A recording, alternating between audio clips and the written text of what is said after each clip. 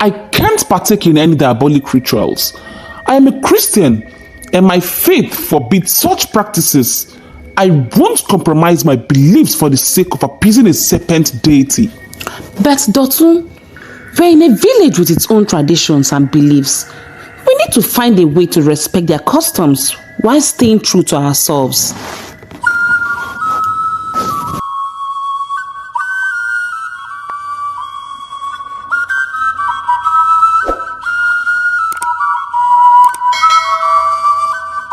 As the news of Dotun's refusal to perform the required rituals spread like wildfire through Umueke and neighboring villages, a cloud of anticipation hung over the community. Whispers echoed through the narrow paths and curious eyes followed Dotun's every move, eager to witness the resolution of this unprecedented situation. Dotun, feeling the weight of scrutiny and sensing the unease in the air, sought refuge in the dimly lit hut he shared with Igalo and Una. The flickering flame of a single oil lamp cast shadows on the walls, adding to the solemn atmosphere. Dotun hesitated before breaking the silence that enveloped them. "I have spoken to my family," Dotun began, his voice barely above a whisper. My mother thinks I should find a way to leave Umueke. She's worried about the consequences of defying their traditions. Igalo and Una exchanged concerned glances, realizing the gravity of the situation. Una spoke up. "But how do we live without the villagers noticing? We have only been here for a week." Igalo, always quick-witted, leaned forward and shared his plan. We will leave tomorrow night under the cover of darkness. We will pack our belongings quietly and head out without attracting attention. It's the only way to avoid the prying eyes of the villagers. The trio spent the remaining hours of the day discreetly preparing for their departure. As night fell over Umueke, they gathered their meager belongings, their movements deliberate and hushed. The village, normally abuzz with activity, felt eerily silent. Under the cloak of darkness, Dotun, Igalo, and Una slipped through the village like shadows, avoiding the main paths. The moon, veiled by wisps of clouds, cast an ethereal glow on the trio, adding a touch of mystic to their escape. They reached the outskirts undetected, but the journey was far from over. They knew they had to move quickly to put a considerable distance between themselves and Umueke before sunrise. Unease and anticipation accompanied their every step, and the dense vegetation seemed to close in around them. Yet, the trio pressed on, driven by the urgency to escape the consequences of Dotun's defiance. As dawn broke over Umueke, the village awoke to the unsettling news that Dotun and his fellow corps members were missing. The king, concerned about the potential repercussions of Dotun's defiance, dispatched his guards to retrieve them.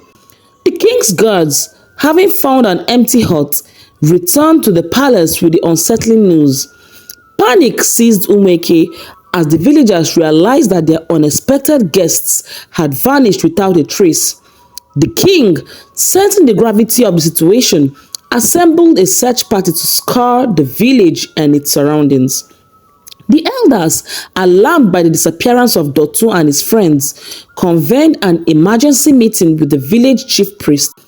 As they sought guidance, tension gripped Umueke and whispers of the potential consequences of Dotun's actions echoed through the village.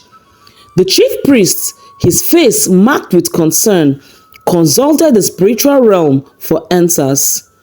In the midst of the consultation, the villagers, anxious and awaiting a resolution, learned about the imminent calamity that could befall Umueke if the necessary rituals were not performed within 10 days of the snake's death. Panic spread like wildfire, and the urgency to find Dotun and his friends intensified. Meanwhile, in the middle of the river, Dotun and his friends reveled in their escape, unaware of the impending danger. The boatman skillfully navigated the waters as the trio laughed and shared stories celebrating their freedom from Umueke's mysterious customs as they headed to Akuma, where they would board a bus to the city. As the boat glided through the serene river, a sudden disturbance in the water caught their attention. A monstrous serpent, larger and more menacing than any they had seen before, emerged from the depths. The boatman's face turned pale as fear gripped everyone on board. In a swift and unexpected move, the serpent lunged at the boat, causing it to capsize. Chaos ensued as the water churned with the struggle for survival. Dotun, propelled by fear and adrenaline, managed to swim to the shore. He frantically searched the riverbank for Igalo and Una, but there was no sign of them.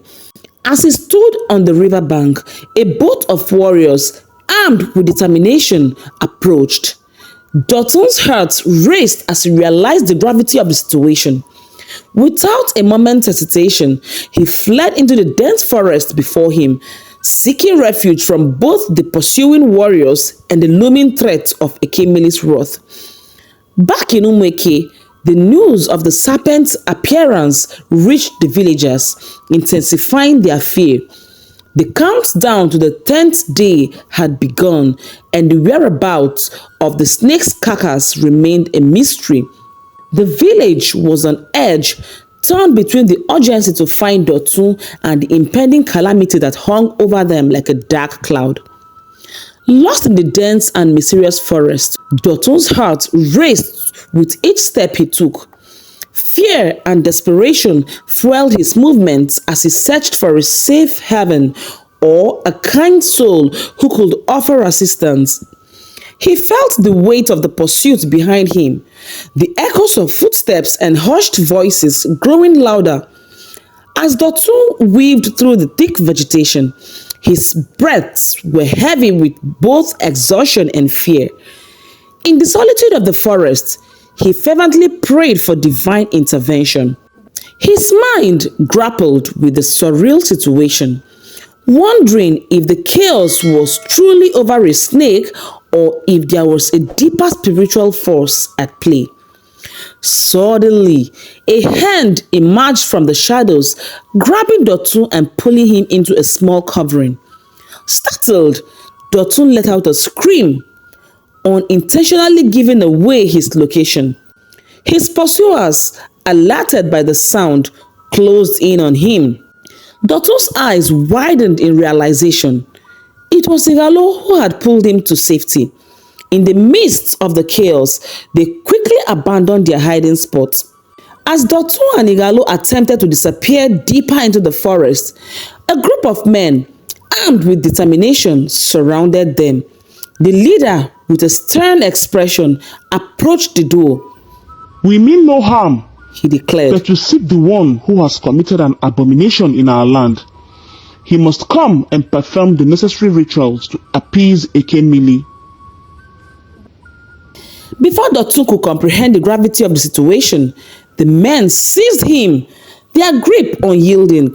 Pleaded with Igalo, tears streaming down his face. "Igalo, go inform my parents. Tell them what's happening, please." Igalo, turned between loyalty and the fear of the consequences that awaited Dotun, watched helplessly as his friend was led away. The men paid no heed to Dotun's pleas, their faces stoic and determined. Meanwhile, back in Umueke, the village buzzed with whispers and speculation as the news of Dotun's capture spread. Una, who was rescued by the village warriors, anxiously awaited Dotun and Igalo's return. The air in Mrs. Ajayi's home seemed to thicken with anxiety as she eagerly anticipated her son's return. The knock on the door heightened her anticipation and she hurriedly swung it open, hoping to embrace Dotun. However, her joy turned to disappointment as Igalo stood at the threshold instead. "Where is my son?" she demanded, her eyes searching Igalo's face for answers. Igalo, sensing the urgency, quickly recounting the situation Dotun had found himself in, the defiance of Umueke's traditions, the pursuit through the forest, and the eventual capture by the villagers. Mrs. Ajayi, listening intently, struggled to grasp the gravity of the situation. The clash between the modern world and ancient traditions had ensnared her son, and the consequences were dire. Realizing the severity of the matter, Mrs. Ajayi wasted no time. She swiftly informed Dotun's father, and together they rallied the support of 3 other men from their community. Determined to rescue Dotun from the clutches of Umueke, they joined forces with Igalo, embarking on a journey fraught with uncertainty. Upon reaching Umueke, the group sought an audience with the king and village elders, hoping for a resolution that will spare Dotun from the impending calamity. The king, accompanied by the elders, met them in the village square. Mrs. Ajayi, her demeanor a mix of desperation and determination, pleaded for her son's release, emphasizing the cultural differences and the potential misunderstanding that led to Dotun's actions. Mrs. Ajayi stood before the king, elders, and people of Umueke, her voice steady but laced with the urgency of a mother fighting for her son. The murmurs among the villagers began to swell, but the king's commanding gesture hushed the crowd, creating a tense silence that hung in the air. Elders and people of Umueke, I greet you all, Mrs. Ajayi began, her eyes scanning the faces of the villagers. I am Mrs. Ajayi, the mother of Dotun, the young man you are holding captive. With me is my husband and some people from my community in Ikare. I was informed that my only son and only child has been captured by you all for killing an animal. The mere mention of the word animal stirred murmurs among the people, but the king's stern gaze silenced them, allowing Mrs. Ajayi to continue.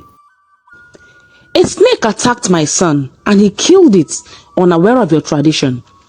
In the same way, any one of you here would kill an animal when threatened by it. Mrs. Ajayi passionately explained, in this time when the world has evolved, you all are here planning to prosecute a full human being for unintentionally killing a snake. If this boy were to be your son, would you subject him to such cruelty all in the name of tradition? The murmur among the villagers intensified, some nodding in agreement with Mrs. Ajayi's words, while others exchanged glances filled with uncertainty. The clash between ancient beliefs and modern reasoning echoed in the air, creating a palpable tension in the village square. I plead with you all, Mrs. Ajayi continued, her voice now carrying a note of desperation, to let my son go. He did not harm your snake god intentionally. Please, let my son go. The king, his expression unreadable, took a moment to absorb Mrs. Ajayi's plea. The elders, with furrowed brows, exchanged subtle glances, grappling with the complexity of the situation. The fate of Dotun rested in the delicate balance between tradition and the plea of a desperate mother. The king, adorned in regal attire, addressed the gathering. We shall reconvene tomorrow at sunset to decide the fate of Dotun, he proclaimed, his voice carrying the gravity of the impending decision. The villagers dispersed, leaving the atmosphere charged with anticipation. Meanwhile, in the king's palace, the king summoned the chief priest, a revered figure with a deep connection to the spiritual realm. The king inquired about the solution to the predicament. The chief priest, his eyes reflecting ancient wisdom, spoke of the necessity to find the carcass of the snake and offer it a proper burial to appease EKEMMILI. A great calamity awaits if we do not honor EKEMMILI with the burial of the snake, the chief priest warned. They must find the carcass and bring it back for the ritual. That evening, Dotun and Igalo, accompanied by a group of men, ventured into the bush towards the great Umueke River in search of the snake's carcass. The air was thick with tension as they followed the stench that led them to the source. There, lying, covered by ants and maggots, was the snake that Dotun had unintentionally killed. The men gingerly picked it up, placed it in a basket for the journey back to the village. The carcass was brought to the chief priest, who received it with solemnity, preparing it for the burial and ritual. As the next evening descended upon Umueke, the village square was filled with a hushed anticipation as everyone gathered to witness the king's pronouncement concerning the snake. The air hung heavy with a mixture of tension and curiosity as the king, adorned in traditional regalia, stepped forward to address the assembly. "We have retrieved the carcass of the snake and have prepared it for burial," the king declared, and the crowd erupted in cheers. "I have thought over this situation real hard," the king continued, his tone contemplative. "In truth, Dotun did not know about our tradition before now. It is so unfortunate that things had to turn this way. He had gone out of his way to get back the carcass of the snake. Forcing someone from a different community, a different belief, religion, people to yield to our tradition is unfair." The crowd murmured in response, some nodding in agreement while others exchanged glances, reflecting a mixture of understanding and skepticism. The king, undeterred by the reaction, pressed on. "We shall bury the snake, but Dotun and his family will foot the bills," the king proclaimed. "That way, no calamity will befall his family or our people." Dotun's family, understanding the gravity of the situation and desperate to secure his release, agreed to provide the funds required for the traditional burial. The crowd, witnessing the resolution, exhaled a collective sigh of relief. In the end, Dotun and his friends were redeployed to a different community. Umueke, with its tradition intact, retained its sense of identity and cultural heritage. Moral lesson. The story of Dotun and Umueke underscores the importance of understanding and respecting cultural differences. It encourages an open dialogue between communities with diverse traditions and beliefs, fostering a spirit of compromise and coexistence.